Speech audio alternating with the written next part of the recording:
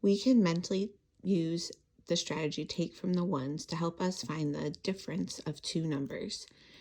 In this first problem, I have a 3-digit number, 277, minus a 1-digit number, which is 5. 5 only has ones, and so that's going to help me know that I'm going to need to decompose my 277 into my tens and my tens and hundreds, and then my ones off to the right. So in the 277, I have 7 ones. And then if I take those 7 ones and decompose them, that leaves me with 270. If you want to check that, you can always write your number in expanded form. So I have 200 plus 70 plus 7, and that represents the values of each of those digits. And so 270 together is 270. And then my 7 ones are what I'm going to use to help me decompose and subtract first.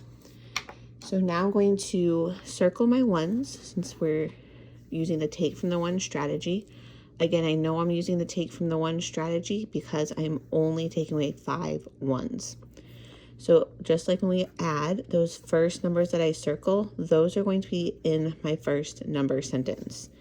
Because of this subtraction sign, I know that my answer, or the difference, is going to be less than my starting number, which is 277.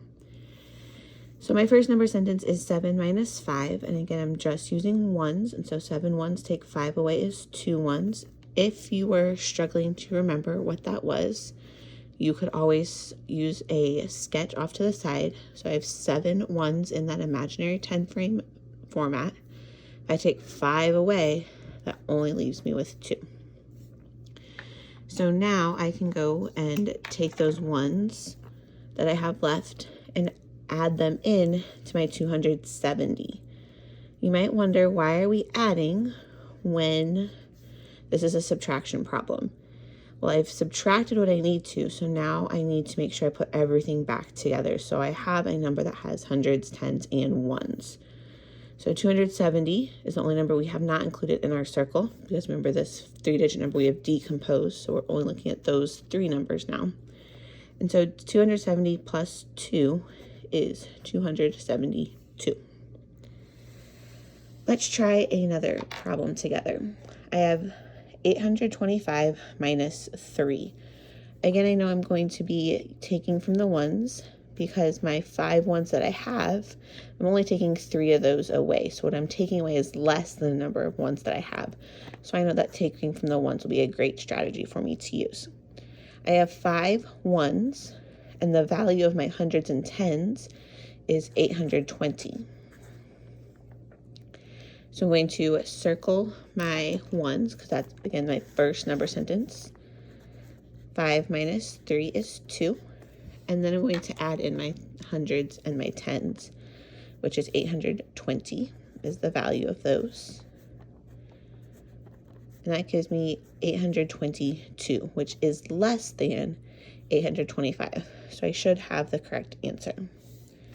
Go ahead and write down this problem, work on it, and unpause the video when you're ready to check.